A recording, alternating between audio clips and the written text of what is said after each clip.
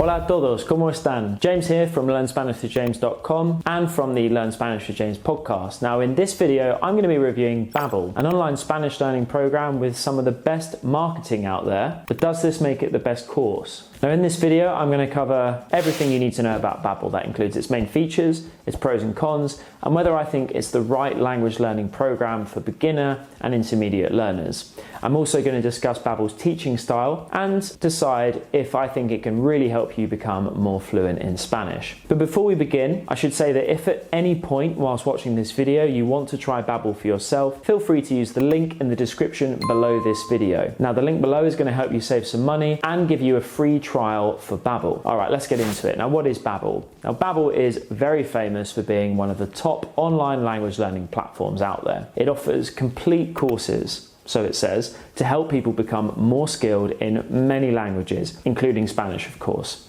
Now, the platform offers organized and interactive lessons, as well as a structured curriculum that can make learning a new language a lot easier. So how does this work? Now, Babbel offers language lessons in a simple and affordable way. And after you've signed up for free via the link below, you'll be taken through to a quick survey which helps to determine your Spanish level and see what kind of content it is that you want to learn. Then they'll determine your level and present you with the right topic that are in line with your goals and your current Spanish ability. So for example, if you're a complete beginner, you'll start with the absolute basics. And then if you already know some Spanish, you might start a little bit further along in the lesson cycle. Now, each of the lessons are different depending on your level. If you're just starting out, for example, you'll learn things like basic greetings. But as you get better, you'll move on to more advanced skills like more extensive listening and the chance to speak a bit more through the spaced repetition system. They also review what you've learned regularly in different ways to help you remember this a bit better. And this is called spaced repetition. Now, you can even set reminders to practice regularly, which helps you stay on track. And this is one of the things I like about language learning apps. But let's talk about Babbel specifically. So the first thing I want to talk about is the UX, or the design. Their user interface has had some serious investment, and I think this is very apparent when you're using Babbel,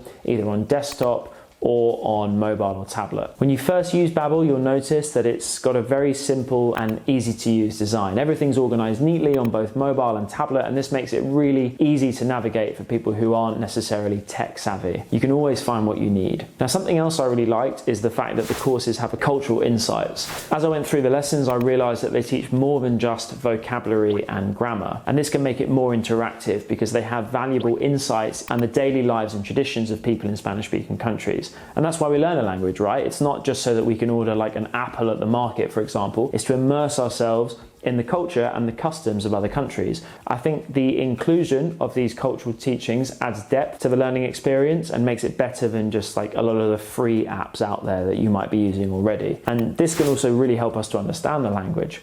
Now, by delving into the traditions and routines of these cultures, you can develop a much richer connection with the language, and this is all done through your subconscious. You won't even be thinking about it. Now, something else I like is that I think that Babbel's language lessons are very immersive, and they really have focused on immersion when putting these courses together. So they focus on real conversations, and I think this makes the learning experience much more interesting and practical. So you'll listen to real conversations, and they'll get a little bit more complex as you develop your Spanish ability. And these conversations are things that you would hear in real life as well. It's not just like an AI bot talking. They also have Babbel Live classes, which let you talk to experienced teachers and other learners right away. Now, these classes, which can include up to 6 students from all over the world, are designed to help you improve your speaking skills with a real person in real time.